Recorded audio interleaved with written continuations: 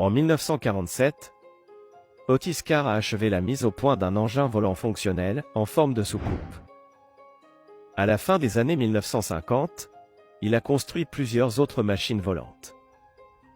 Selon Carr, tout véhicule accéléré, pour tourner autour d'un axe par rapport à sa masse inertielle d'attraction, est immédiatement activé par l'énergie cosmique libre, et agit comme une force indépendante. En 1959, Carr a reçu le brevet américain numéro 2, 912-244, pour la conception du vaisseau spatial OTC-X1. Bien que l'Office américain des brevets ne reconnaisse pas depuis de nombreuses années l'idée des engins à mouvement perpétuel, et que l'appareil de Carr utilise précisément ce principe, le brevet lui a été accordé. Ralph Ring, technicien talentueux et innovateur, qui a travaillé avec Carr sur ces machines volantes, a souligné que la clé pour comprendre les principes de l'antigravité était de travailler avec la nature. Ring avait insisté, la résonance. Il faut travailler en coopération avec la nature, pas contre elle.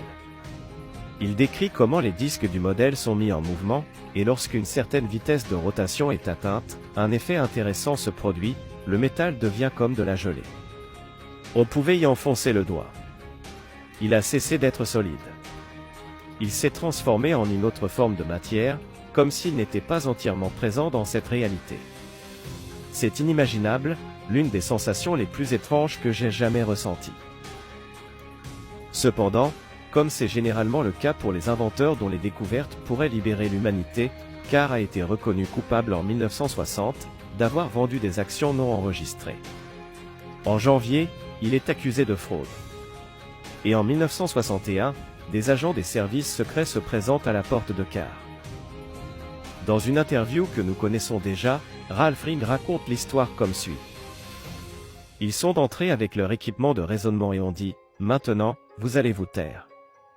Et lorsque nous avons demandé pourquoi, ils ont répondu « Parce que vous menacez d'effondrer le système monétaire des États-Unis d'Amérique. » C'était ça l'astuce. Et nous allons tout confisquer. Ils ont pénétré dans les bureaux et le laboratoire et ont commencé à saisir tout ce qui leur tombait sous la main. Finalement, Otis Carr a été condamné à 14 ans de prison et son laboratoire a été détruit.